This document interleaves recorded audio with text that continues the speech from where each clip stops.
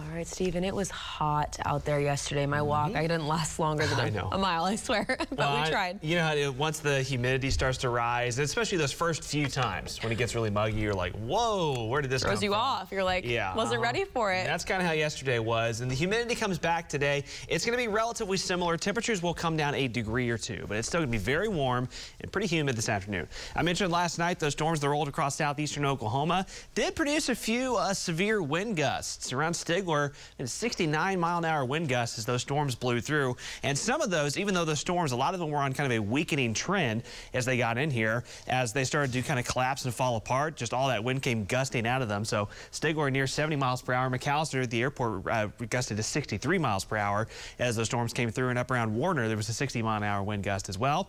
So you can kind of tell where that was focused. Tulsa to the north, we just had kind of the typical gusty winds from yesterday. And of course, that's all long gone now. Here's a look from Bartlesville this morning. You've got blue sky. Tulsa International Airport, getting kind of on the backside of that departing system. Still a few clouds hanging in.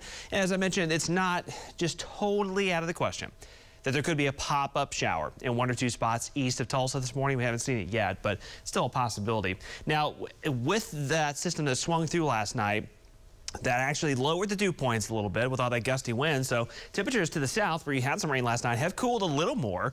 McAllister, you're at 59 right now. Stigler at 65, Wilburton 64, Poto 61. But further to the north, where there was less impact from that, we're still upper 60s to low 70s from about I-44 to the north this morning. Again, those dew point readings, they were upper 60s yesterday mornings. They are lower humidity for now, but that's going to come back up as the day goes along. So plan on it being very humid again this afternoon. All right, into the severe weather risks for today, the next few days. So we had that low end risk for southeastern Oklahoma yesterday, which played out with those storms that moved through.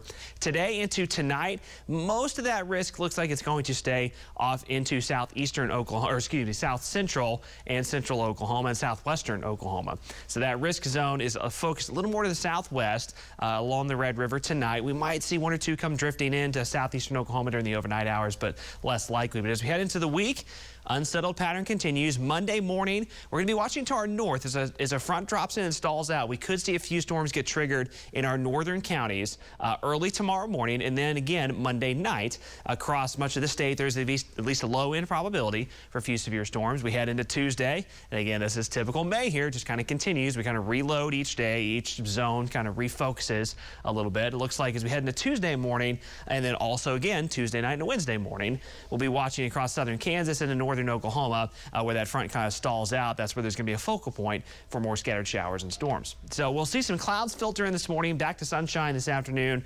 Highs upper 80s. West of Tulsa, you may push 90 again. I mean, it got up to about 94 in Pawnee yesterday. I think we bring that down a few degrees today to the upper 80s, but when you tack on the humidity, it's still going to feel a little warmer than that.